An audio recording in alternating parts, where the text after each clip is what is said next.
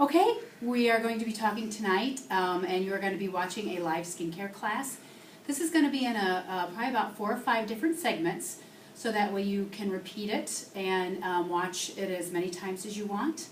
And basically the first part is, if you look at the table, it just tells you on here about your party setup, to set up a tray for each person, and you can kind of just read on your sheet what it says. But it's always nice to have a nice table setting, because the first impression always means a lot to people, and you only get one chance to make a first impression. So before you begin your class, you want to make sure everything's all set up, and you arrive probably about 25-30 minutes before the class starts, just so that way you can get everything set up, so that way by the time everybody gets there and the chaos begins, then you can still just go with the flow and still have a great time. So it says here, there's a lot going on in the first 15-20 minutes.